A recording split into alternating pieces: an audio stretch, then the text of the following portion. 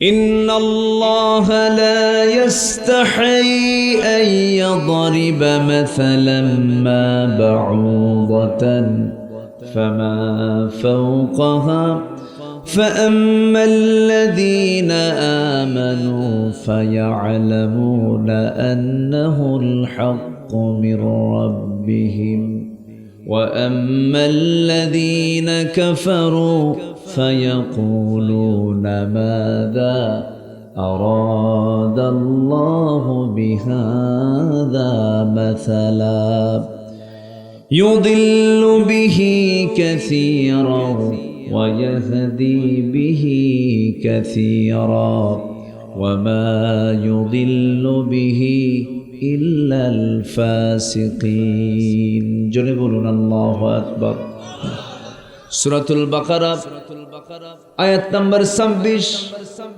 আল্লাহ রাব্বুল আলামিন মূসার এখানে উদাহরণ দিয়েছেন। আজ থেকে ১৫০০ বছর আগে কাফেররা বলল কি দরকার ছিল যদি আমরা মশাকে ছোট্ট মনে করি। মশা কিন্তু শুধু ছোট প্রাণী নয়, এটার ভিতরে অনেক রহস্য লুকায়িত আছে।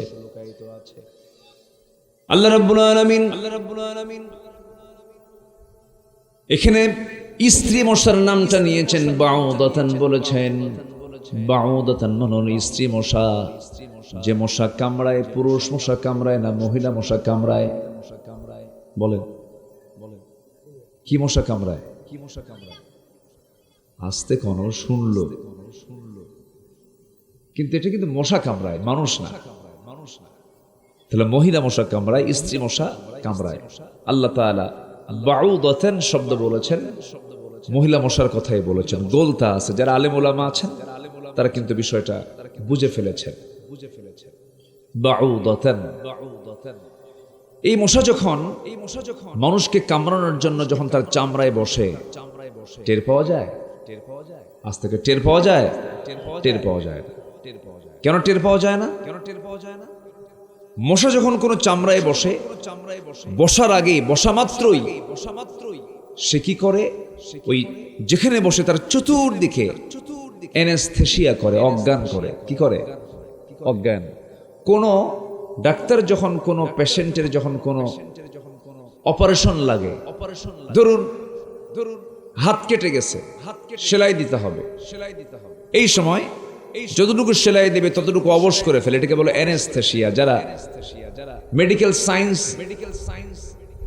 কি কোনো সমস্যা হচ্ছে নাকি? একটু বৃষ্টির ভাব মনে হচ্ছে, দু এক ফোঁটা। আমি তো প্রথমে দোয়া চেয়ে নিয়েছি, আল্লাহ রহমতের বৃষ্টি দিয়ে তুমি ধন্য করো। একটু তো কবুল হয়েছে। কে রাগ করতেছেন নাকি আপনারা এর জন্য? তো বৃষ্টি আসলে দৌড় মারবেন? তাহলে এটা কেমন কথা? দু এক ফোঁটা পড়তেছে আর ভাবতেছেন যে কি যেন হয়ে গেল। একটু বসেন। মাহফিল তো সফল, আল্লাহ যেন মাহফিলকে কবুল করে। জোরে বলি আল্লাহুম্মা আমিন। আল্লাহর কালাম তেলাওয়াত হয়ে গেছে। আমার আগে আলোচনা করেছেন একজন, মাহফিল তো সফল আলহামদুলিল্লাহ। এই তো সামান্য আর কিছু বাদ আছে। আমি এলেম কালাম তো তেমন কিছু নাই, কিছু কথা বলতে এসেছি। আমাকে থুয়ে যদি চলে যান, যে লোক মেহমানকে থুয়ে আমারে দৌড়, তো ভালো ভালো মানুষের লক্ষণ নাকি? একটু বসেন। তাহলে আগে হুল ফুটায় না আগে অবশ করে? তাহলে মশা কি ছোটখাটো জিনিস না? ডাক্তার অপারেশন করার সময় আগে কি করে? অ্যানেস্থেসিয়া করে, অবশ করে। আগে সে অবশটা করে নেয়। দেখেন ছোট্ট মশার ভিতরে এই মানে পদ্ধতিটাও আছে, এই ওষুধটাও আছে। আগে অজ্ঞান করে নিল। অজ্ঞান করে নেওয়ার পরে হুলটা আস্তে করে ফুটায় দিল।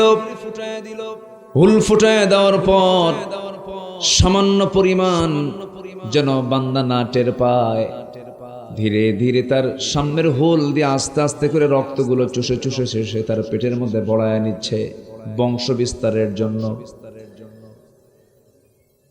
কিছু কিছু মশা আছে কখন বসে, কখন খায়, কখন যায় বান্দা টের পায় না।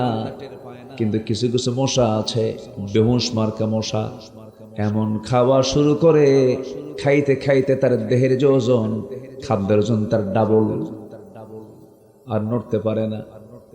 পাখার কাজ হয় না, শীত হয়ে পড়ে যায় অথবা মরে যায়।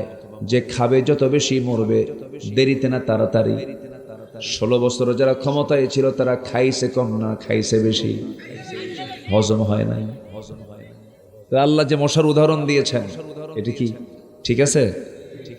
ঠিক আছে কিনা? এমন খাওয়া খাইছে হজম হয়নি, খাওয়াও শেষ, মরাও শুরু। সম্মানিত ভাইয়েরা, যারা দেশের সম্পদ দেশে না রেখে যারা দেশ থেকে পাচার করে, হাজারবার মুখের ফেনা তুলুক আমরা দেশপ্রেমিক না, সবচাইতে বড় শত্রু তারাই যারা দেশের টাকা বাইরে পাচার করে। তাদের মুখে দেশপ্রেম মানায় না। আমার দিকে তাকা, অনেক কথা আছে, আস্তে আস্তে করে বলবো। আমি খুবই আনন্দিত। পরশাতে আমি বহুদিন পর, আমি এখানে বারিন্দা একটা এলাকা আছে না, আমি আজ থেকে আরো মেবি 15-16 বছর আগে, আমার মনে পড়ছে যতটুকু আমি আসছিলাম।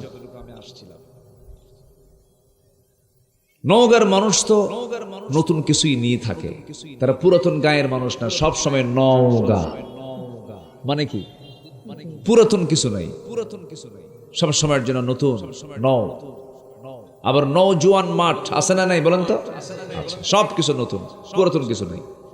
আল্লাহ আপনাদেরকে জান্নাতের নতুন নিয়ামত ভোগ করার তৌফিক দান করুন। জোরে বলি আল্লাহুম্মা আমিন। তাহলে এক, মশা যখন কামড়ায় অ্যানেস্থেসিয়া করে, কি সুন্দর করে। নাম্বার 2 হলো রাতের বেলা ঘুমাবেন আপনি, চতুর্দিকে, ঘরের চতুর্দিকে লাইট মেরে দেখলেন ঘরের মধ্যে একটা মশাও নাই, কিন্তু আপনি যখন লাইটটা বন্ধ করে যখন বিছানায় যখন পিঠটা লাগিয়েছেন, 10 মিনিট যেতে না যেতেই নাকের কাছে কানের কাছে এসে সারেগামা পাধানিসা আছে না নাই? এই যে ভন ভন করে গুনগুন করে আপনার কানের কাছে আওয়াজ করতেছে, মনে হয় রেল লাইন চলে। কি চলে? রেলের আওয়াজ চলতেছে। এত বিকট আওয়াজ আপনার কানকে এমন ভাবে ব্যস্ত করে দিলে ঘুম তো হবেই না। এই যে মশাটা এসে আপনার কানের কাছে গুনগুন করতেছে, আওয়াজটা করতেছে, আপনি কিছুক্ষণ আগেই তো লাইট দিয়ে দেখলেন কোথাও কোনো মশা নাই, আপনাকে খুঁজে পাইলো তাও অন্ধকারে কেমনে, তার চোখও লাগলো না। বিজ্ঞান বলতেছে 75 ফুট দূর থেকে একটা মশা টের পায় আলো এবং অন্ধকারে, এখানে কনসুরির মধ্যে শুয়ে আছে। সুবহানাল্লাহ। কত ফুট দূর থেকে? 75 ফুট দূর থেকে টের পায় এখানে কনসুরির মধ্যে শুয়ে। আমি আপনি টের পাচ্ছি না, ও কিন্তু ঠিকই টের পাচ্ছে। টেনে নিচ্ছে আমাকে আপনি। এখানেই শেষ নয়, কানের কাছে এসে যে আওয়াজ করতেছি, এই আওয়াজ কিন্তু কোনো মশার ভোকাল করের কোনো আওয়াজ নয়, কণ্ঠের কোনো আওয়াজ নয়। এই আওয়াজটা হলো পাখার আওয়াজ। 2টা পাখা নিয়ে যখন সে উঠতে থাকে, এই পাখাটা এত দ্রুত গতিতে নড়ে, বিজ্ঞান বলছে একটা মশা তার পাখাকে প্রতি সেকেন্ডে 400 থেকে 500 বার ঝাপটান মারতে পারে। যেরকম সুবহানাল্লাহ। আমি কি মিনিট কইছি না সেকেন্ড কইছি? সেকেন্ড। প্রতি সেকেন্ডে 400 থেকে 500 বার তার পাখা ঝাপটান মারে, নড়ায়। পৃথিবীতে আজ পর্যন্ত এত দ্রুতগামী কোনো মেশিন পৃথিবীতে আবিষ্কৃত হয়নি। একটু জোরে সুবহানাল্লাহ বলা যাবে না ভাই? একটু জোরে বলেন সুবহানাল্লাহ। নাম্বার 4, মশার উদাহরণ কেন দিলেন? এই পৃথিবীতে এক অসভ্য কাফের, যে আল্লাহর একজন নবীকে আগুনে পুড়ে মারতে চেয়েছিল, আল্লাহর বিরুদ্ধে সরাসরি যুদ্ধে নেমেছিল, সেই কাফেরকে আল্লাহ পাক ন্যাংরা মশা দিয়ে বিদায় করেছেন।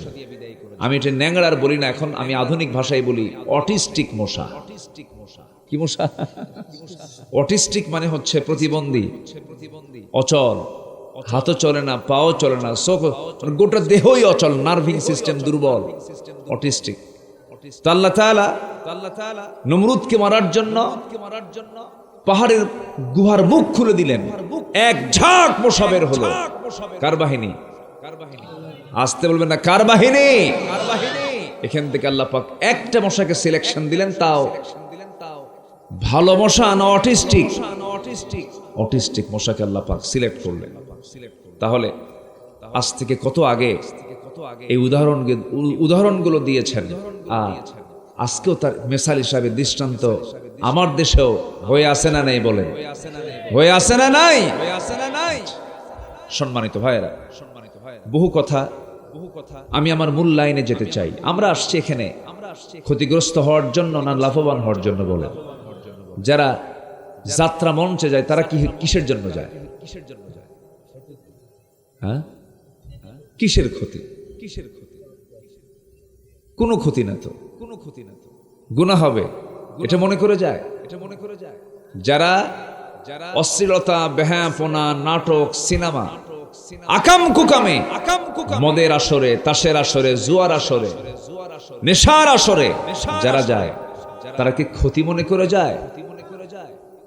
বলেন, ভালো করে চিন্তা করেন। যারা জুয়ার আসরে বসে তারা কি ক্ষতির চিন্তা করে বসে না? তারাও কি বলেন, বলেন কিসের আশায় বসে? লাভের আশায় বসে। খাও দাও ফুর্তি করো, দুনিয়াটা মস্ত বড়, লাগাও মদ, দাও টান, আছে না নাই? ওরাও কিন্তু একটা ক্ষণিকের আনন্দ, কিছু লাভের জন্য কিন্তু এগুলো করতে যায়। কিন্তু আমরা এখানে এসেছি কোনো ক্ষতির জন্য না, প্রকৃত কল্যাণের জন্য। বলেন তো, বলেন, আমাদের কি এখানে বসে থাকলে লস না লাভ? লস না লাভ? এই পৃথিবীতে কোনো মানুষ লসের দিকে যেতে চায় না, লাভ খোঁজে। যদি জানে এই ব্যবসায় লস হবে, কোনোদিন ব্যবসা করবে? করবে না। লাভ আছে কোথায়? সেখানে চলে যাবে। সম্মানিত ভাইয়েরা, লাভ তো সেখানেই থাকবে যেখানে গুনাহ নাই। আর যেখানে গুনাহ আছে সেখানে লাভ না লস? লাভ না লস? লস। আল্লাহ তাআলা কিছু কিছু গুনাহকে মাফ করবেন, কিছু কিছু গুনাহকে মাফ করবেন না। আল্লাহ তাআলা মোটামুটি কিছু কিছু বান্দাকে মাফ করে দিবেন, কিছু কিছু অপকর্মকে মাফ করে দিবেন। যাদের মধ্যে মোটামুটি 5টা দিক পাওয়া যাবে, 5টা ভুল পাওয়া যাবে, এই 5টা ভুলকে আল্লাহ রাব্বুল আলামিন মাফ করে দিবেন। জোরে বলি সুবহানাল্লাহ। আল্লাহ তাআলা যাদেরকে মাফ করবেন, 5টা শ্রেণীকে মাফ করবেন। এই 5টা শ্রেণী কারা? এটা হচ্ছে আমার আজকের আলোচনার মূল সাবজেক্ট। এই 5 শ্রেণীগুলো কারা আজকে আমরা কোরআনকে সামনে রেখে খুঁজে খুঁজে বের করব। জোরে বলি ইনশাআল্লাহ। আমরা আল্লাহর কাছ থেকে শাস্তি চাই না মাফ চাই? বলেন, শাস্তি চাই না ক্ষমা চাই? আমরা কার থেকে ক্ষমা চেয়ে নেব? কার কাছ থেকে ক্ষমা চেয়ে নেব? আমাদের যদি হিসাব আল্লাহ নেন, আমরা কি কেউ জান্নাত পাবো? আমাদের কি মন মানসিকতা ভালো? কেমনে ভালো? আমার ভালো না, ভালো হতে পারিনি। অন্যের ভালো দেখলে নিজের ভালো লাগে না, অন্যের কল্যাণে নিজের মধ্যে অস্থিরতা সৃষ্টি হয়ে যায়, অহংকার সৃষ্টি হয়, গীবত সৃষ্টি হয়, মিথ্যা কথা মুখে চলে আসে, হিংসা চলে আসে। এই সমস্ত দিকগুলো মুসলমানদের দিক হতে পারে না। এই সমস্ত চরিত্রগুলো ইমানদারের চরিত্র হতে পারে না। ইমানদাররা কেমন হবে, কোন চরিত্র হবে? মহান রব্বুল আলামিন সুন্দর করে কোরআনে কারীমের মধ্যে বলছেন, বান্দারে 2টা কাজ করো।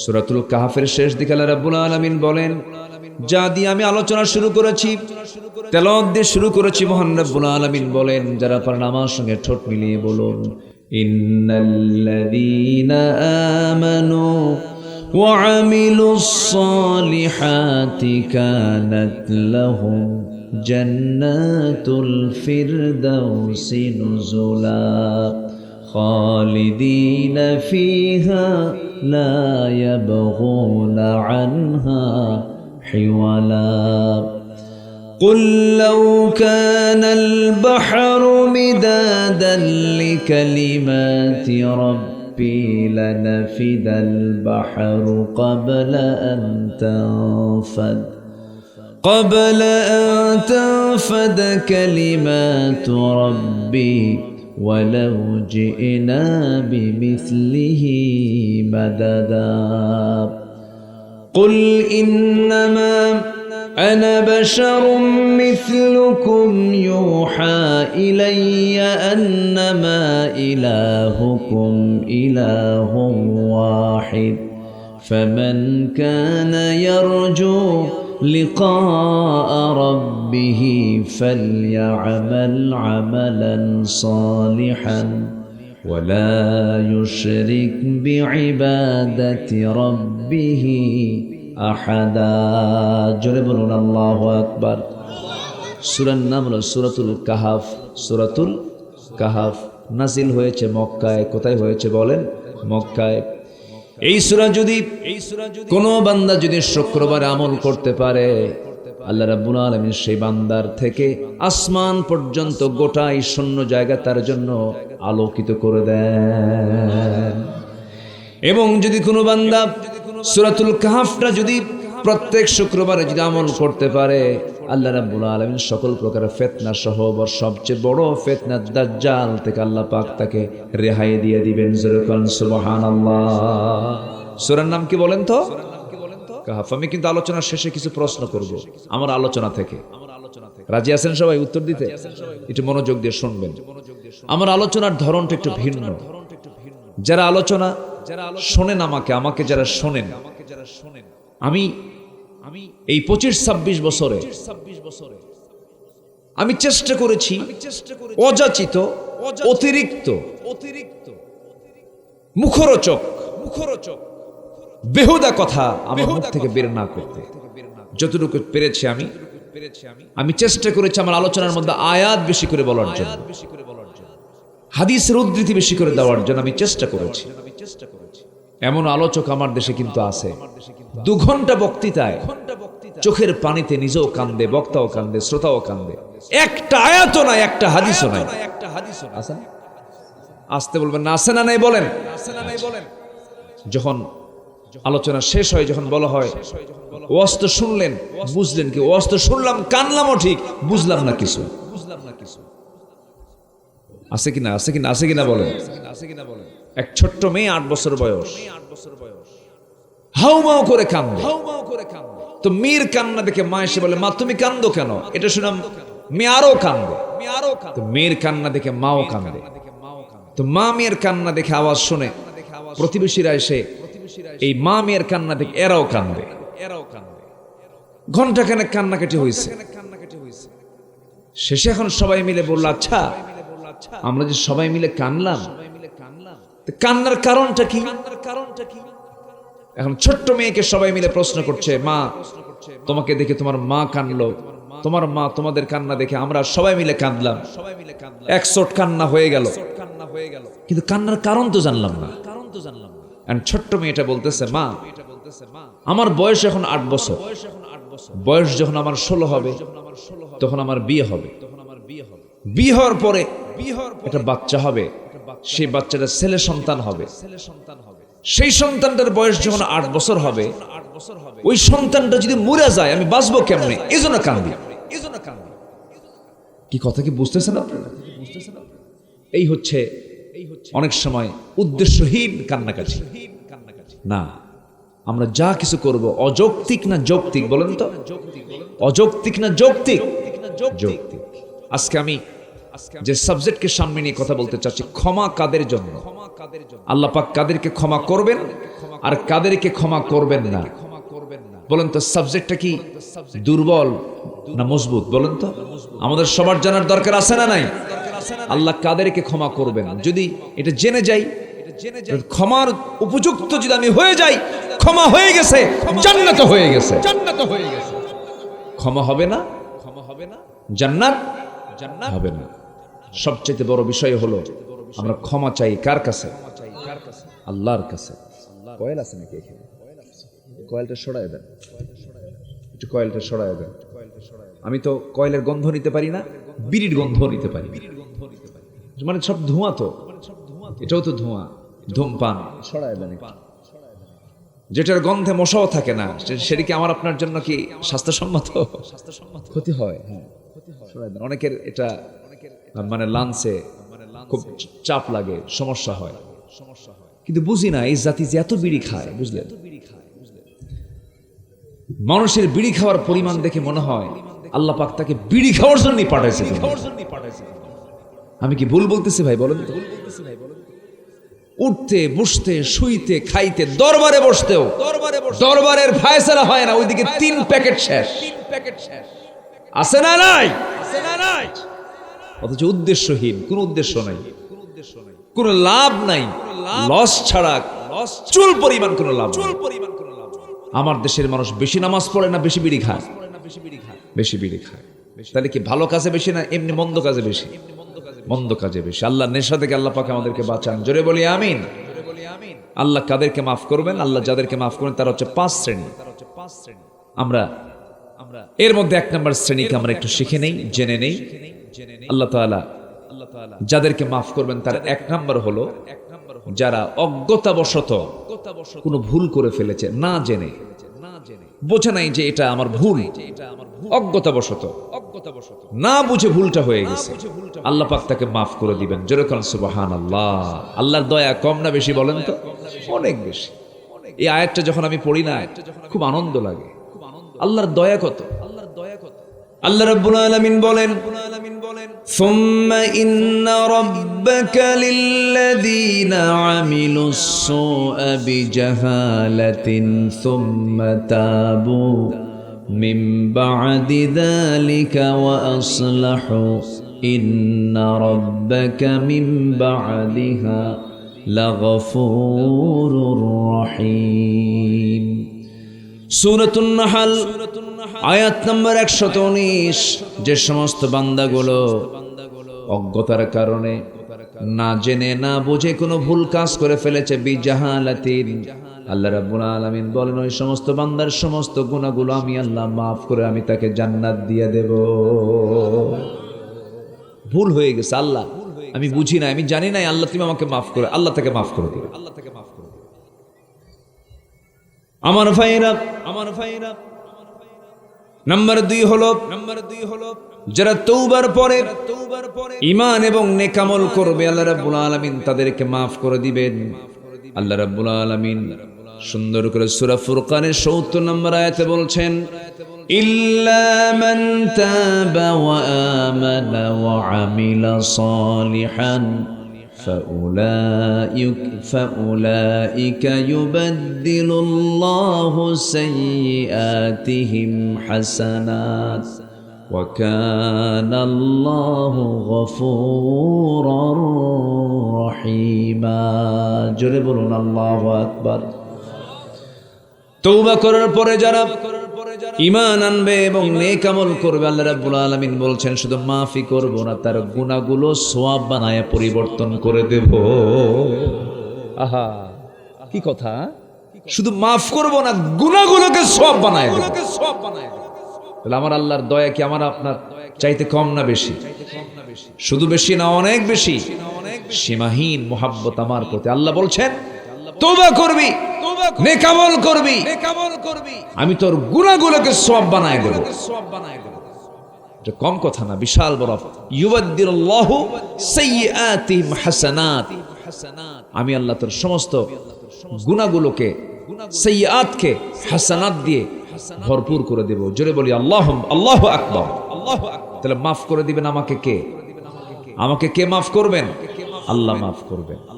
শর্ত তওবার পরে ঈমান এবং নেক আমল করতে হবে। তওবার পরে ইল্লা মান তাবা, মানে যারা তওবা করবে ওয়া আমানা এবং ঈমান আনবে। এখানে আল্লাহ পাক এই আয়াতের ভিতরে ঈমানের কথা আগে বলেছেন না তওবার কথা আগে বলেছেন? বলেন ইল্লা মান তাবা ওয়া আমানা, যারা তওবা করবে, যারা ঈমান আনবে। মানে আমাদের সমাজে কিছু কিছু লোক আছে যারা মদও খায় নামাজও পড়ে, আছে কিনা বলেন? সুদও খায় নামাজও পড়ে। এরকম লোক তো মনে হয় নওগাঁতে নাই। আসতে বলবেন না, আছে কিনা বলেন? সুদের কথা হচ্ছে কিন্তু এখন কেউ যদি এই সময় ওঠেন তাহলে ভাববো ওই লোকটাই সুদ খায়। বসে, কেউ নড়বেন না, বসে। আমি তো প্রথমে ভেবেছিলাম মানুষ কোথায়, আপনারা যে এইরকম চালাক তা তো বুঝে নাই। একদম সময় মতো হাজির হয়ে গেছেন, বলি আলহামদুলিল্লাহ। তাহলে এই আয়াতে ঈমান আগে না তওবা আগে?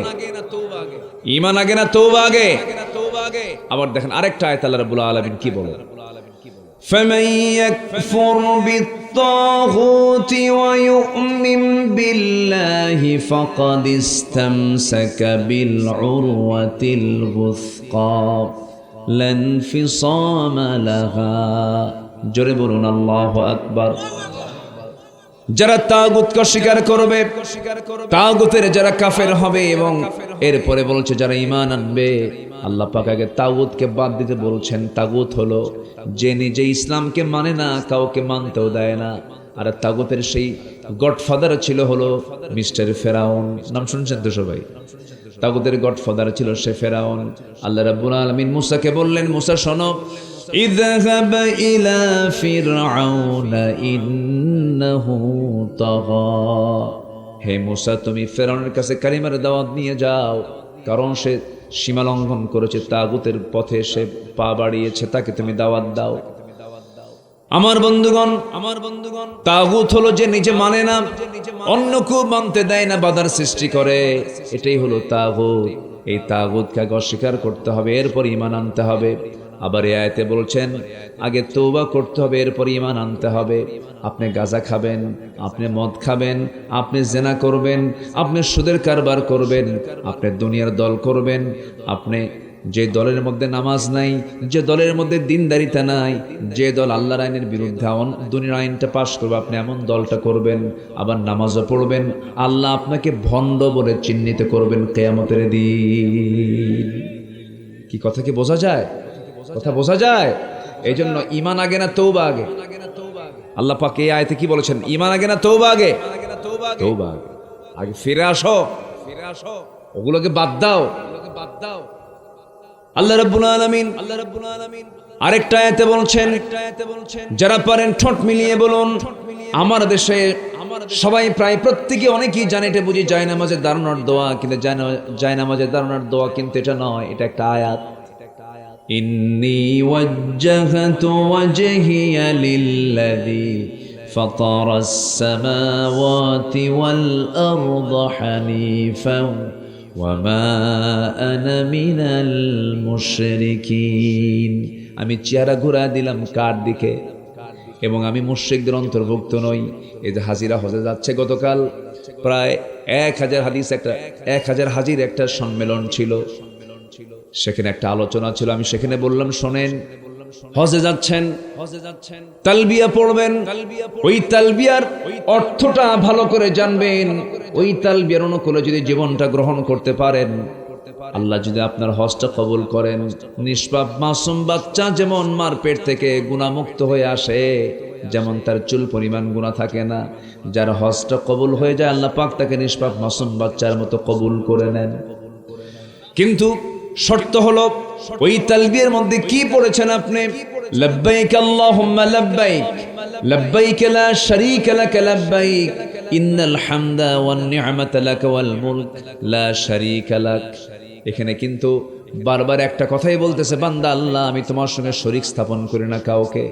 কিন্তু এই দুনিয়াতে চলতে নিয়ে কত বান্দা, আমার দেশের সিংহভাগ বান্দাগুলো আল্লাহর আইনের পক্ষে না কথা বলে, দুনিয়ার দল যারা করে, দুনিয়ার আইন যারা প্রতিষ্ঠা করে, তাদের দলে যোগদান করে। আছে না নাই? যারা আল্লাহর বান্দা হয়ে, যারা আল্লাহর আইন না মেনে দুনিয়ার আইনকে বিশ্বাস করে, দুনিয়ার দল বিশ্বাস করে, ওর চাইতে বড় মুশরিক দুনিয়াতে নাই।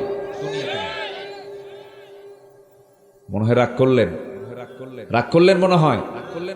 যদি মনে করেন এটাই রাজনীতি, এটাই আমাদের রাজনীতি, এটাই রাজনীতি।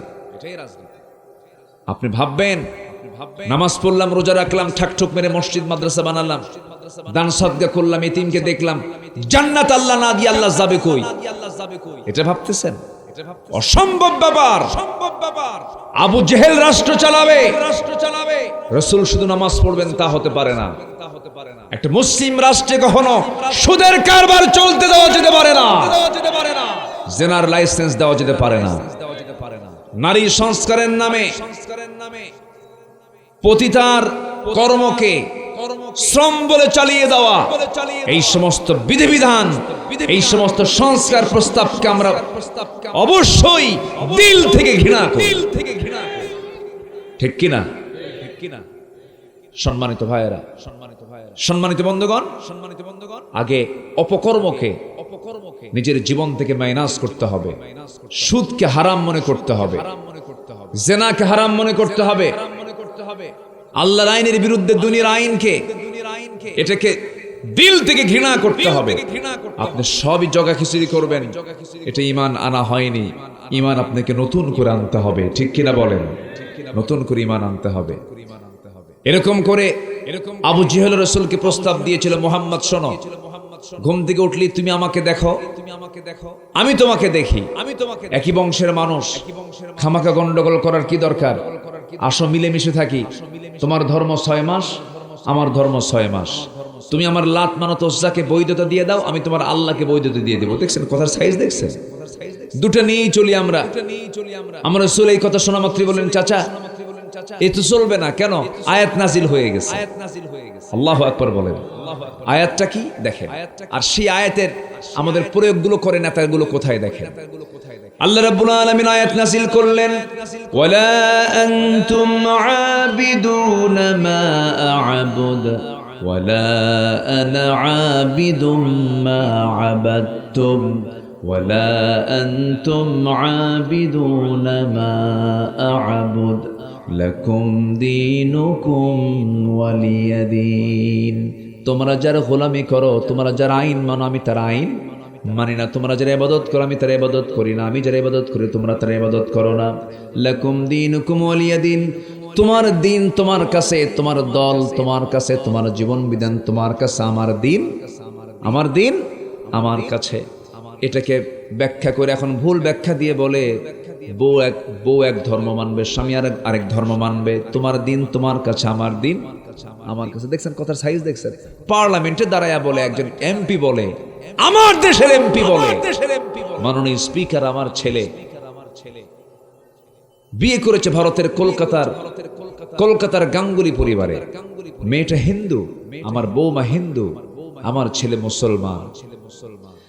আমার বৌমা যখন ঢাকায় থাকে তখন সে 5 ওয়াক্ত নামাজ পড়ে, যখন সে কলকাতা যায় তখন সে পূজাও করে। মাননীয় স্পিকার, এটাই তো ধর্মের স্বাধীনতা। স্পিকার কয় রাইট রাইট। কি কথা কি বুঝতেছেন? এই ছিল 16 বছর। কার দেশে আর কোনো মহিলা খুঁজে পান নাই আমেরিকা বিয়ে করা লাগে? হ্যাঁ, আপনি আমেরিকা বিয়ে করেছেন, ভালো কথা। 7 সাগর 13 নদী পাড়ি দিয়ে বিয়ে করছেন, ভালো, আপত্তি নাই। ওয়ালা তানকিহুল মুশরিকাত হাত্তা ইউমিননা। কোন মুশরিকা নারীকে বিয়ে করো না যতক্ষণ না সে ঈমান না এনেছে। বউ যদি হয় অন্য ধর্মের, খ্রিস্টান বা হিন্দু, অন্য ধর্মের হয়, স্বামী যদি হয় মুসলমান, দুজন দুটো ধর্ম যদি পালন করে, সন্তান কি বৈধ হবে? আস্তে কয়, সন্তান কি বৈধ হবে? সন্তান কি হবে? অবৈধ হবে। ঘোড়া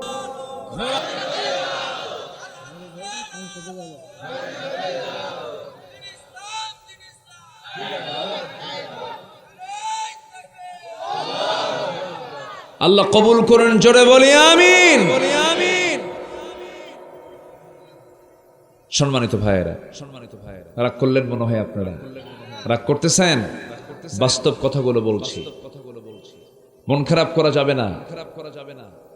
যাদের ব্যক্তিগত জীবনে ইসলাম নাই তারা আমার লিডার হতে পারে না। ইসলাম আছে সে আমার নেতা, ইসলাম নাই সে আমার জুতা, সে আমার কি? ইসলাম আছে আমার নেতা, আমার লিডার। ইসলাম নাই সে নেতা নয়, সে জুতা। মানি না, সোজা কথা। আমি জাহান্নাম যেতে চাই না তো আমি কোথায় যেতে চাই? কোথায় যেতে চাই, কোথায় যেতে চাই? অতএব আগে ক্লিয়ার হতে হবে, আগে হারাম বাদ দেই। আগে কি বাদ দিতে হবে? হারাম আগে বাদ দিয়ে, হারাম দল, হারাম কাজ, হারাম খাদ্য সব বাদ দিয়ে ইল্লা মান তাবা ওয়া আমানা, তওবা করে ঈমান আনো। আল্লাহু আকবার বলেন। মানে কিছু কিছু লোক আছে কেমন জানেন? প্লাস মাইনাস চিন্তা করে। কি চিন্তা করে? প্লাস মাইনাস চিন্তা করে। ওই চোরের মতো কোরবানির আগের সময় খতিব এমন খুতবা দিছে, যদি কেউ কোরবানি দেয়, কোরবানির পশুর গায়ে যত পশম, প্রত্যেকটা পশমে একটা করে নেকি। এই উদ্বুদ্ধকরণ ওয়াজ শুই না চোরের চিন্তা হলো যেমন করে হোক আমাকে কোরবানি দিতেই হবে। চুরি করে গরু নিয়ে আসছে। কি করে আনছে? চুরি করে যখন গরু আনছে, ফজরের সময় ফজর হয়ে গেছে, আজান। ইমাম সাহেব ওযু করার জন্য মসজিদের বাইরে বের হয়েছেন, দেখে যে একজন দড়ি নিয়ে একটা গরু, এই সময় গরু নিয়ে আসে। ব্যাপারটা কি? এত রাত্রিতে গরু কোথা থেকে কোথায় নিয়ে যাও? হুজুর দোষ তো আপনার। কেন? আপনি এমন বয়ান করছেন, এই বয়ান শুনে কি আর কুরবানি ছাড়া থাকা যায়? আমি কুরবানি দেবো কেমন? আমার কিছু নাই, টাকা নাই, পয়সা নাই, কি করব? চুরি করে আনছে। আমি কি তোমাকে চুরি করে আনে কুরবানি দিতে বলছি? তা জানি আপনি বলেন নাই, কিন্তু চিন্তা করলাম একটা গরুর গায়ে কতগুলো পশম থাকে, এতগুলো পশমে একটা একটা করে নেকি, অসংখ্য নেকি এক পাল্লায়, আর চুরি করার গুনাহ একটা। প্লাস মাইনাস মাইনাস, যদি সওয়াব নাও হয় অন্তত গোশত খাওয়া তো বোনাস। কথা কি বোঝা যায়? এরকম হিসাব কষে জান্নাত পাওয়া যাবে না। জান্নাত পেতে হলে হারামকে আগে হারাম মনে করে বাদ দিতে হবে। সবাইকে রাজি আছেন? সবাইকে রাজি আছেন? আমার কথায় মনে হয় মনক্ষুণ্ণ হচ্ছেন। আজকের কথার মধ্যে আপনি কোনো রস পাবেন না, কিন্তু এই কাজগুলো আমল করলে জান্নাত আমরা পেয়ে যাব। আল্লাহু আকবার বলেন। জান্নাতের পথে যেতে হবে। হুজিবাতুল জান্নাহ বিল মাকারিহি, হুজিবাতুন নার বিশ শাহাওয়াত। জান্নাতটা হলো কষ্ট দিয়ে মুড়ানো, আর জাহান্নামটা হলো আনন্দ উল্লাস দিয়ে দুনিয়ার মুড়ানো। এই দুনিয়াতে যারা বেশি আনন্দ উল্লাস করবে তাদের জন্য জাহান্নাম, এই দুনিয়াটা যাদের জন্য কষ্টের জায়গা হবে তাদের জন্য জান্নাত। এই জন্য আমার বন্ধুগণ, তওবা করে আমরা ঈমান আনবো কার উপরে বলেন? আল্লাহর উপরে। আল্লাহ বলছেন, বান্দা এমন কাজ যদি করতে পারো আমি তোমার সমস্ত গুনাহগুলো আমি আল্লাহ সওয়াব বানায় দেব। জোরে করুন সুবহানাল্লাহ। আমার ভাইরা, সবচেয়ে বড় পুঁজি হলো ঈমান। ঈমানকে কখনো নষ্ট করে দেওয়া যাবে না, ঈমানকে কখনো প্রশ্নবিদ্ধ করা যাবে না। ঈমানকে সুন্দর করে মজবুত রাখতে হবে, ঈমানকে সুন্দর করে লালন করতে হবে, ঈমানকে শিরিক মুক্ত রাখতে হবে। আল্লাহ রাব্বুল আলামিন সুন্দর করে বলছেন, আল্লাহ রাব্বুল আলামিন বলেন, ওয়াল্লাযীনা আমানু ওয়া লাম ইয়ালবিসু ঈমানাহুম বিযুলমিন উলাইকা লাহুমুল আমনু ওয়া হুম মুহতাদুন। জোরে বলুন আল্লাহু আকবার। ঈমান যারা আনবে, ঈমানকে যারা প্রশ্নবিদ্ধ করবে না, জুলুমের দ্বারা আক্রান্ত করবে না, শিরকের দ্বারা আক্রান্ত করবে, ফ্রেশ যারা রাখবে, যার ঈমানটা ফ্রেশ, আল্লাহ রাব্বুল আলামিন তাকে জান্নাত দিয়ে দিবেন। জোরে করুন সুবহানাল্লাহ। দেহের যেমন ক্যান্সার হয়, ঈমানেরও ক্যান্সার আছে। ঈমানের ক্যান্সার আছে না নাই? ঈমানেরও ক্যান্সার আছে। ঈমানের ক্যান্সারগুলো কি কি? একটু সময় দেবেন আমাকে দয়া করে, আমি বলার চেষ্টা করব। সেই ক্যান্সারগুলো দেহের মধ্যে নেওয়া যাবে না, ঈমানের মধ্যে নেওয়া যাবে না। ঈমানের যতগুলো ক্যান্সার আছে এর মধ্যে এক নাম্বার ক্যান্সার হলো শিরকের গুনাহ করা যাবে না, শিরকের ধারে পাশে যাওয়া যাবে না। আল্লাহর বিরুদ্ধে কোনো আইন কেউ মানলে সে আইনকে মানা যাবে না। আল্লাহর দল ছাড়া দুনিয়ার কোনো দল করা যাবে না। দল করতে হবে কার? আসতে বলবেন না, কার? আল্লাহ রাব্বুল আলামিন সুন্দর করে বলছেন, আলা ইন্না হিজবাল্লাহি হুমুল গালিবুন। সাবধান, তোমরা জেনে রেখো আল্লাহর দলটাই বিজয়ী হয়ে যাবে। জোরে করুন সুবহানাল্লাহ। আমরা দল করব কার দল? আসতে বলবেন না, কার দল? আল্লাহর দল আমরা করব। আল্লাহর দল করে যাব, আল্লাহর কাছে গিয়ে আমরা বিচার সুন্দর করে জবাব দিতে পারবো। আল্লাহ বিচার করবেন, সুন্দর করে জবাব আমার মুখ থেকে বের হবে। আমার বন্ধুগণ, ইমানকে লালন করতে হবে, ইমানকে মজবুত করতে হবে। শাসক থেকে শুরু করে নিয়ে জনগণ পর্যন্ত সবাই যদি ইমানদার হতো, ইমানের প্র্যাকটিস যদি হতো, আমার দেশে যদি ইমানের লালন হতো, ইমানের যদি সুন্দর করে প্রশিক্ষণ দেওয়া হতো, জাতির অবস্থা আজ কেমন হতো না। আজকে জাতিকে এই জাতীয় শিক্ষা দেওয়া হয় নাই, বুকটা ফেটে যায়। আজকে 7 জন ছাত্রকে দাস্তারবন্দি দেওয়া হলো। আমার বন্ধুগণ, আজকে বাংলাদেশের বয়স 71 থেকে নিয়ে শুরু করে 2025 সাল পর্যন্ত 54 বছর। এই 54 বছর আজকে জাতির সংখ্যা 20 কোটি মুসলমান আজকে আমার দেশে বসবাস করে। যে শিক্ষা না নিলে পরে নামাজ হয় না, যে শিক্ষা না নিলে পরে আপনি নামাজটা সহি করে পড়তে পারবেন না, নামাজে ভুল হয়ে যাবে।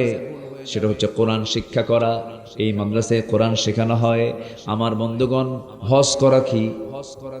আসতে কয় ফকিরের জন্য ফরজ। হ্যাঁ, কার জন্য ফরজ?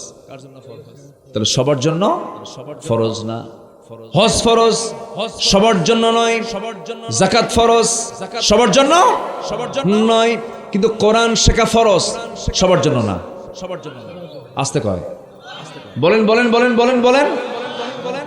তাহলে যাকাত সবার জন্য নয়, হজ ফরজ সবার জন্য নয়, নামাজ যেমন সবার জন্য ফরজ, কোরআন শেখাও সবার জন্য, আরো জোরে কোন সবার জন্য ফরজ।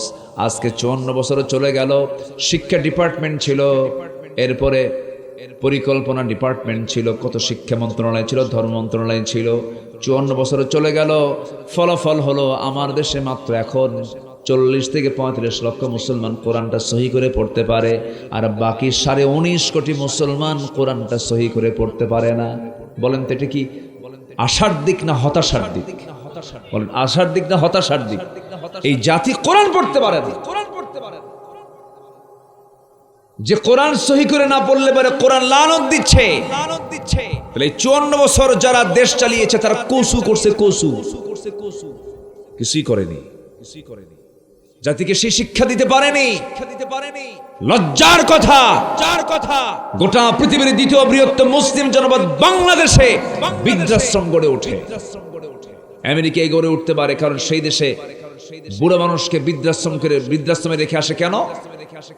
সেই দেশে বাপের পরিচয় নাই।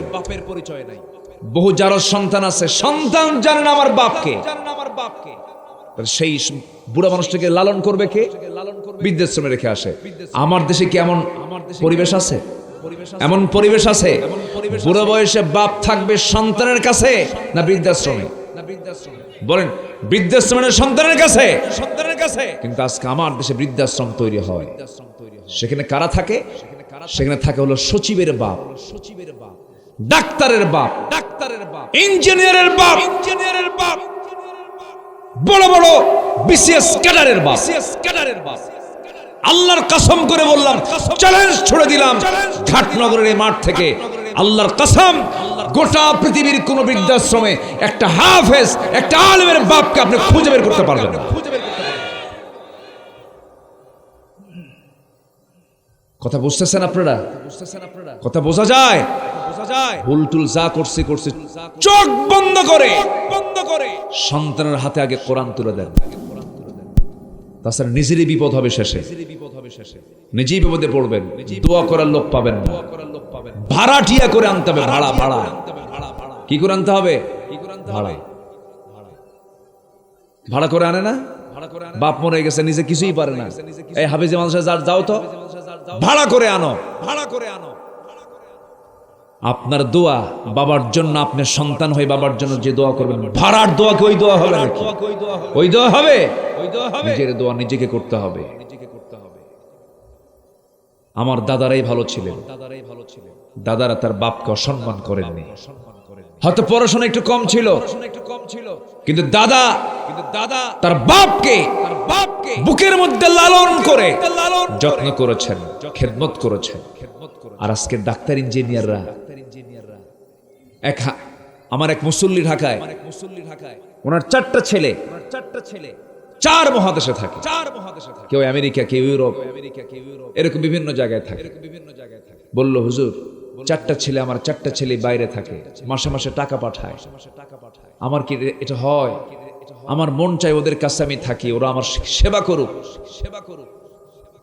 আমি মনে মনে বললাম দোষ তো সন্তানের না, দোষ তো তোমার। আমি তাকে বললাম তা আপনার জন্য খরচ পাঠায়, আপনি কাজের লোক নেবেন, কাজের মানুষ দিয়ে কি আর সন্তানের খেদমত পাওয়া যায়? এক পর্যায়ে তিনি আবেগ আপ্লুত হয়ে বলেন, আমি সন্তানগুলোকে শিক্ষিত করলাম কেন? আজকে মূর্খ বানালে আমি সন্তানকে কাছে পাইতাম।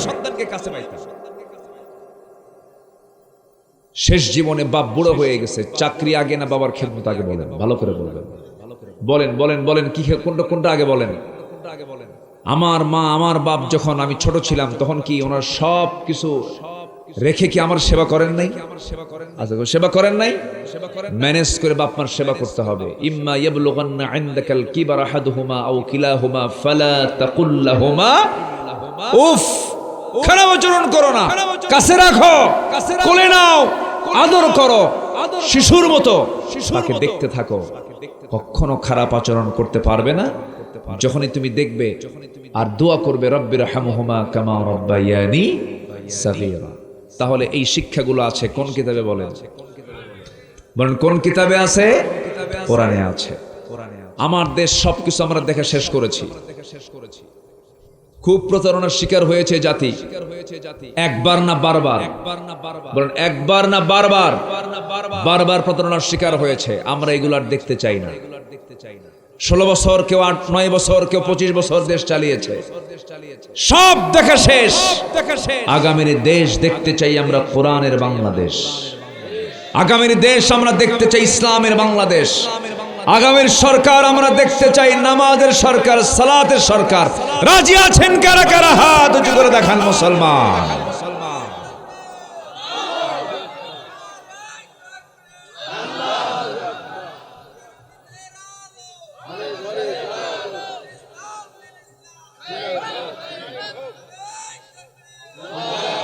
কোরআন হাদিস যেখানে, আমার নেতা তোমার নেতা, নারায়ে তাকবীর।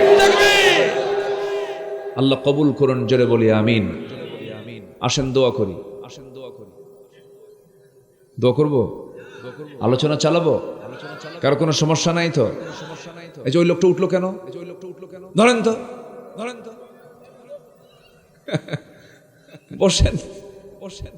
বসেন। এত সুন্দর মানুষ আপনারা, আমি খুবই খুশি হয়েছি। বলি আলহামদুলিল্লাহ, আমি খুবই খুশি হয়েছি। একটু বসুন। আজকে যদি আমরা একটা কোরআনওয়ালা শাসক পেতাম, একটা ওমর যদি পেতাম, জানেন দেশটা কোথায় যেত আজকে? দেশটা কোথায় চলে যেত? একজন শাসকের কথা মনে পড়লো আমার। সাইয়েদনা ওমর ফারুকের শাসন আমলে একজন গভর্নর ছিলেন। একজন কি গভর্নর? প্রাদেশিক গভর্নর, যেটা মুখ্যমন্ত্রী। যেরকম ভারতের বিভিন্ন জায়গায় রাজ্য আছে, তার রাজ্যের মুখ্যমন্ত্রী আছে। তো প্রাদেশিক গভর্নর হিমস নামক একটা এলাকা, সেটার প্রাদেশিক গভর্নর একজন সাহাবী, সাঈদ বিন আমির রাদিয়াল্লাহু তাআলা আনহু। এই সাহাবী 1 বছর দায়িত্ব পালন করলেন, জনগণ তার উপরে বিরক্ত। কেন্দ্রীয় সরকার খলিফাতুল মুসলিমিন ওমর ফারুক রাদিয়াল্লাহু আনহুর কাছে গিয়ে বলা হলো, এই গভর্নর চলবে না, ওনাকে উঠায় দিয়ে আরেকটা গভর্নর পাঠায় দেন। কেন? তার বিরুদ্ধে 4টা অভিযোগ। কয়টা অভিযোগ বলেন? 4টা অভিযোগ। 1 নম্বর অভিযোগ হলো প্রত্যেক দিন অফিসে দেরি করে আসে। আসতে হবে 9টায়, আসে হলো 10টায়। নাম্বার 2 হলো সপ্তাহে 1 দিন আসে না, সপ্তাহে 1 দিন আসে না। নাম্বার 3 হলো সন্ধ্যার পরে যখন তার কাছে আমরা যাই কোনো কাজের জন্য, সে ডাকে সাড়া দেয় না।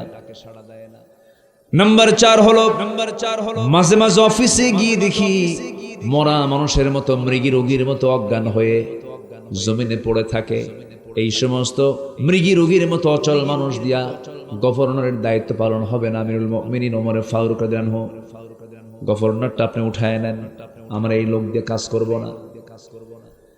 ওমরে ফারুক রাদিয়াল্লাহু তাআলা শুনলেন, শোনার সঙ্গে সঙ্গেই তিনি চিঠি পাঠালেন আর বলেন, সাঈদ বিন আমির তোমার বিরুদ্ধে জনগণ আমার কাছে ক্লেম করেছে, অভিযোগ দিয়েছে, আসো। করলেন কি যাওয়ার সময় একটা বাঁশ, যেটাকে বাং বলে, ধান যখন নিয়ে আসে জমি থেকে, কিসে করে নিয়ে আসে?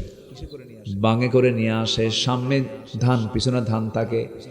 এই গভর্নরের সামনে কিছু সামান, পিছনে কিছু সামান নিয়ে তিনি মদিনার উদ্দেশ্যে রওনা করলেন। খলিফার সামনে গিয়ে দাঁড়ালেন।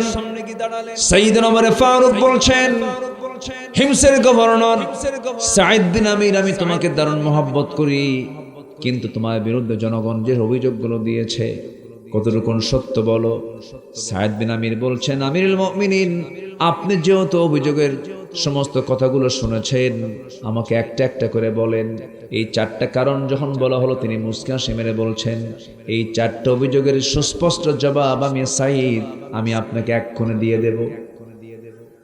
তারা যে অভিযোগ দিয়েছে আমি অভিযোগটা খণ্ডন করতে পারবো। সাইয়েদনা ওমর ফারুকের বুকে সাহস চলে আসলো, হারে আমি তো সাঈদকে খুব ভালোবাসি, জবাব যদি চলে আসে খুব ভালো কথা। ঠিক আছে, সাঈদ নাম্বার 1 হলো, প্রত্যেকদিন অফিসে দেরি করে যাও কেন? তিনি বলছেন, আমিরুল মুমিনিন, দেরিতে যাওয়ার কারণ হলো প্রত্যেকটা দিন আমি যখন ঘর থেকে বের হই, আল্লাহ আমাকে অনেকগুলো সন্তান দান করেছেন। আমি গরিব মানুষ, আমার বাড়িতে কোনো কাজের মানুষ নাই, আমার স্ত্রী একা রান্না বান্না কাপড় চোপড় ধোয়া সবকিছু একা মেইনটেইন করতে পারে না, কাজের মানুষের অভাব। এই জন্য আমার বউটার হেল্পারি করে সমস্ত কিছু ধুয়ে রান্না বান্না করতে আমার একটু দেরি হয়ে যায়, এই জন্য অফিসে আমি আসতে একটু আমার দেরি হয়। ওমর ফারুকের চোখে পানি চলে আসছে, হারে আমি কাকে সন্দেহ করতেছি? একটা রাষ্ট্রের প্রধান, বাড়িতে কোনো কাজের মানুষ নাই। নাম্বার 2, সপ্তাহে একদিন আপনি আসেন না কেন? সপ্তাহে একদিন অফিসে আপনি কেন যান না? জনগণ আপনার বিরুদ্ধে অভিযোগ দিয়েছে, আপনাকে অফিসে গিয়ে পায় না মানুষ। তিনি বলছেন, আমিরুল মুমিনিন, 7 দিনের 6টা দিন যে পাই আমি, 6টা দিন আল্লাহ, আল্লাহর কসম করে বলি, আমিরুল মুমিনিন, আমার গায়ে যে জুব্বাটা দেখতেছেন, এই জুব্বা ছাড়া বিকল্প আর একটা জুব্বা আমার নাই।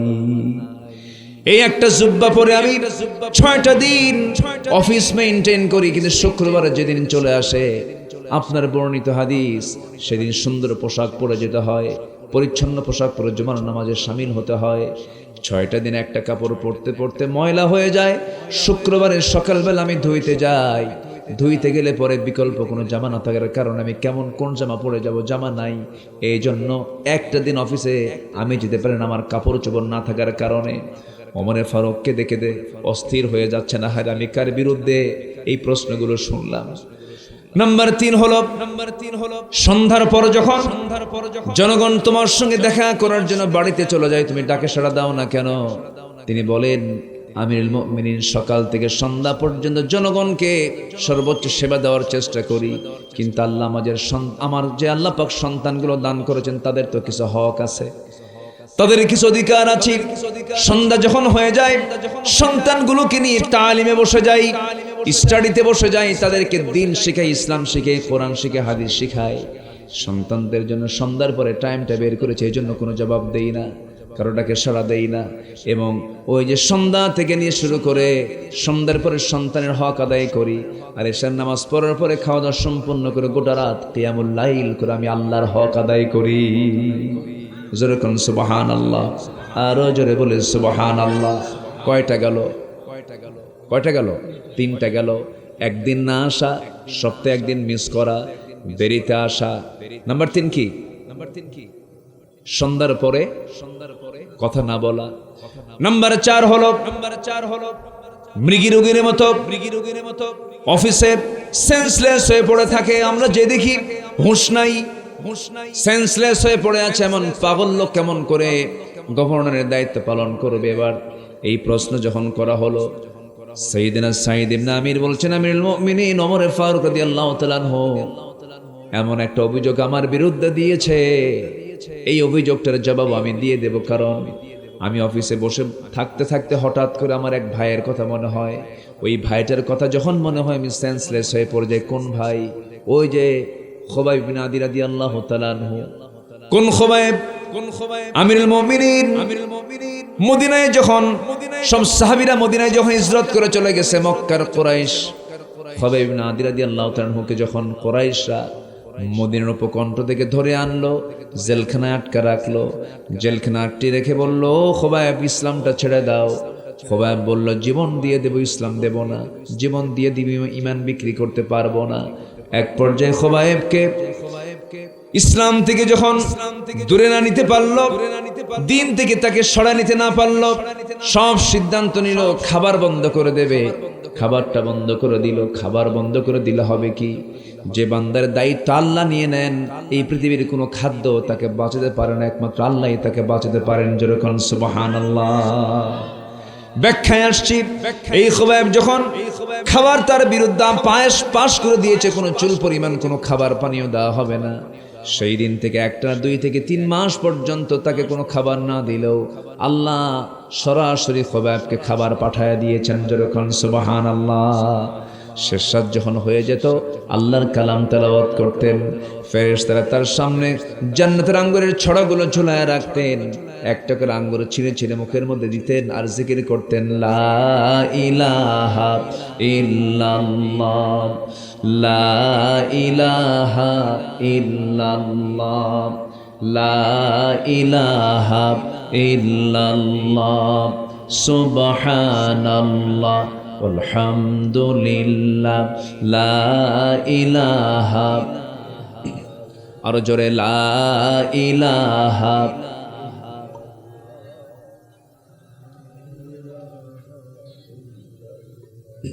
আসমানে আল্লাহ, জমিনে আল্লাহ, আসমানে আল্লাহ, জমিনে আল্লাহ, হায়াতে আল্লাহ, মৌতে আল্লাহ, লা ইলাহা, আরো জোরে, লা ইলাহা। এটা আওয়াজ দিয়ে দিল থেকে, একটু মন থেকে বলেন, লা ইলাহা, আরো জোরে, লা ইলাহা, সুবহানাল্লাহ, আলহামদুলিল্লাহ, আল্লাহু আল্লাহ, আল্লাহ আল্লাহ, আল্লাহু আল্লাহ, লা ইলাহা, লা ইলাহা ইল্লাল্লাহু মুহাম্মাদুর রাসূলুল্লাহ সাল্লাল্লাহু আলাইহি ওয়াসাল্লাম। আমার বন্ধুগণ, একটু মনোযোগ দিবেন, কান লাগাবেন, চিন্তা করে দেখুন, ইমানদারা যদি কোনো শাসক হয়, ইমানদারা যদি কোনো গভর্নর হয়, সেই জনপদে কেমন করে রহমত নাজিল হয় দেখেন। সাঈদ ইবনে আমির রাদিয়াল্লাহু আনহুর বিরুদ্ধে যখন অভিযোগ দেওয়া হলো, মৃগী রোগীর মতো অজ্ঞান হয়ে পড়ে থাকে, সেন্সলেস হয়ে পড়ে থাকে, তার খেদমত আমরা নেব কেমনে, তার সেবা আমরা নেব কেমনে? তিনি বলেন, আমিরুল মুমিনিন ওই খুবাইবকে যখন শুলে কাস্টে মারা হবে, খাবার বন্ধ করে দেওয়ার পরে যখন সে মরে না, ওরা এসে সিদ্ধান্ত নিল তাকে দুনিয়া থেকে বিদায় করে দাও। শুলে কাস্টে চড়ানো হলো। সেই সময় আমি সাঈদ ইসলাম কবুল করি নাই, আমি আমার নিজের চোখে দেখলাম তাকে বাধা হলো, 2 হাত বাধা হলো, 2 পা বাধা হলো, শুলে চড়ায় তাকে বলা হলো, খোবায়েব এখনো সময় আছে, দিনটা ছেড়ে দাও। খোবায়েব অকপটে বলে ফেললো, তোমরা আমার প্রতি জুলুম যত বাড়াবে আমার ঈমান তত মজবুত হয়ে যাবে। তবে ও কুরাইশরা, তোমরা আমার প্রতি কি অবিচার করবে জানি না, তবে আমি আমার নাকের ভিতরে জান্নাতের সুঘ্রাণ পাওয়া শুরু করে দিয়েছি। জোরে বলি সুবহানাল্লাহ, আরো জোরে বলি সুবহানাল্লাহ। জান্নাতের সুঘ্রাণ পাচ্ছি আমি। সাঈদ বিন আমির দেখতে পেলাম একজন কাফের গিয়ে আমার সেই সাঈদ বিন আমির, সেই দ্বীনি ভাই, আমার সেই প্রিয় ভাই, আমি সাঈদ বিন আমির দেখতে পেলাম খবাইব ইবনে আদি কি ওই কাফেরের মধ্যে একজন কাফের এসে কুরাইশ এসে তার ডান হাতে একটা আঘাত করলো, ডান হাতটা ছিটকে পড়ে গেল, বাম হাতে আঘাত করলো, বাম হাতটাও কেটে পড়ে গেল। একজন কাফের এসে এনেছে তরবারি দিয়া বুক দিয়ে ঢুকায়া পিঠ দিয়ে তরবারে বের করে দিল। খোবায়েব চিৎকার মেরে লা ইলাহা ইল্লাল্লাহ বলে দুনিয়া থেকে বিদায় নিয়ে নিলেন। আমার চোখের সামনে এত বড় একটা হত্যাকাণ্ড ঘটে গেল। আমি শিরকিয়াতের কারণে প্রতিবাদ করি নাই, দিন গ্রহণ করি নাই, কিন্তু যেদিন আমি দিন গ্রহণ করেছি আমিরুল মুমিনিন সেই দিন থেকে নিয়ে আজ পর্যন্ত বারবার ওই আমার সেই খোবায়েবের কথা যখন মনে হয় সেন্সলেস হয়ে মৃগ রোগীর মতো তখন আমি অজ্ঞান হয়ে জমিনে পড়ে থাকি। ওমরে ফারুক কাঁদতেছেন, সুন্দর করে গভর্নরকে বুকের মধ্যে আলিঙ্গন করে নিয়ে বলছেন, ভাই সাইদ রে, আমার চিন্তা চেতনায় ভুল ছিল, আমি বিশ্বাস করেছিলাম। আল্লাহি আল্লাহর কসম করে বলি তুমি আমার চাইতেও আল্লাহর সব চাইতে প্রিয় বান্দা। জোরে কোন সুবহানাল্লাহ। ও সাইদ বিন আমির, আমি তোমাকে আবার হিমসের আবার পুনরায় গভর্নর করে তোমাকে আবার হিমসে পাঠায় দিলাম, যাও চলে যাও, গভর্নরের দায়িত্ব পালন করো। ওমরে ফারুক রাদিয়াল্লাহু আনহু একদিন সেই এলাকায় গেলেন, এবার বললেন, শোনো হিমসের অধিবাসী, দেখো তো এই হিমসের মধ্যে সবচেয়ে গরিব লোকগুলো কারা, গরিব লোকের একটা তালিকা দাও। আমার গভর্নমেন্ট থেকে, আমার ফান্ড থেকে আমি তাদেরকে কিছু দান করব, তাদেরকে বিশেষ কিছু স্পেশাল তাদেরকে কিছু দিয়ে দেব। একটা গরিবের তালিকা দেওয়া হলো। সেই গরিবের তালিকার মধ্যে এক নম্বর হলো সাঈদ। এক নম্বর কে? সাঈদ। শুধু সাঈদ লেখা আছে। তিনি বললেন এই সাঈদটাকে সব জনগণ একসঙ্গে বলে ফেলতে, সাঈদ তো সেই সাঈদ যে সাঈদ হলো আমাদের হিমসের গভর্নর। জোরে বলুন সুবহানাল্লাহ। গরিবের তালিকায় কয় নাম্বার? কয় নাম্বার? কয় নাম্বার? শুধুমাত্র এটা শুধু বাস্তবায়ন হয়েছে একটা মাত্র কারণে, শাসক ছিল কিন্তু তারা ছিল সঠিক খাঁটি ইমানদার শাসক। ঠিক কিনা বলেন? এই জন্য সবচেয়ে বড় পুঁজি হলো জাতিকে ভালো করার জন্য জাতিকে আল্লাহওয়ালা ইমানদার বানাতে হবে। আল্লাহওয়ালা ইমানদার বানাতে হবে। আল্লাহ কবুল করুন। জোরে বলি আমিন। আরো জোরে বলি আল্লাহুম্মা আমিন। সম্মানিত ভাইয়েরা, আমি যে সাবজেক্ট নিয়ে কথা বলতে চাচ্ছিলাম মনে আছে কিনা আপনাদের? আল্লাহ মাফ করবেন 5 জনকে। বলেন কয়জনকে? 5 শ্রেণীকে মাফ করবেন। নাম্বার 1 মনে আছে কি আপনাদের? বলেন তো। ভুলবশত কোনো যদি কেউ গুনাহ করে ফেলে, আল্লাহু আকবার বলেন। অনেক সুন্দর জবাব দিয়েছে। নাম্বার 2 হলো তওবার পরে যারা ঈমান আনবে, নেক আমল করবে, আল্লাহ রাব্বুল আলামিন তাদেরকে মাফ করে দিবেন। আল্লাহ রাব্বুল আলামিন নাম্বার 3 তাদেরকে মাফ করবেন। আল্লাহ ওয়াদা করেছেন। কার ওয়াদা বলেন? আল্লাহর ওয়াদা। আল্লাহ ওয়াদা করছেন যে সমস্ত বান্দাগুলো ভালো করে ঈমান আনবে, ভালো করে নেক আমল করবে, ওয়াদাল্লাহুল্লাযীনা আমানু মিনকুম ওয়া আমিলুস সালিহাত লাহুম মাগফিরাতুন ওয়া আজরুন আযীম। আমি আল্লাহ ওয়াদা করছি যারা ঈমান আনবে এবং নেক আমল করবে আমি তাদেরকে মাফ করে দেব, ওয়া আজরুন আযীম, এবং বিশাল পুরস্কার আমি তাকে পুরস্কৃত করব। তাহলে আমার বন্ধুগণ, আমার আল্লাহ তাআলা মাফ করবেন। ভালো করে ঈমান আনতে হবে, ভালো করে নেক আমলগুলো করতে হবে। নাম্বার 4 হলো পাপাচার করার পর যে বান্দা আল্লাহকে স্মরণ করবে, চোখের পানি ফেলে ফেলে কাঁদবে এবং যে গুনাহ করেছে সেই গুনার দিকে আর যাবে না, এমন সিদ্ধান্ত নেবে যে বান্দা, আল্লাহ তাকে মাফ করার সিদ্ধান্ত নিয়েছেন। জোরে বলুন সুবহানাল্লাহ। আল্লাহ রাব্বুল আলামিন বলেন, والذين إذا فعلوا فاحشة أو ظلموا أنفسهم ذكروا الله فاستغفروا لذنوبهم ومن يغفر الذنوب إلا الله ولم يصروا على ما فعلوا وهم يعلمون। জোরে বলুন আল্লাহু আকবার। আল্লাহ রাব্বুল আলামিন বলেন, যে সমস্ত বান্দাগুলো ফাহিশা কাজ করার পরে যখন নিজে নিজে অনুতপ্ত হয়ে যায়, নিজে নিজে চোখের পানি ফেলে ফেলে কান্দিন। জোরে বলুন আল্লাহু আকবার। আরো জোরে আল্লাহু আকবার। রাগ করলেন নাকি আপনারা? এই যে যাচ্ছেন যে না বলে একটু বসেন, একটু বসেন। অনেক রাত হয়ে গেছে, অনেক দূর থেকে আসছেন।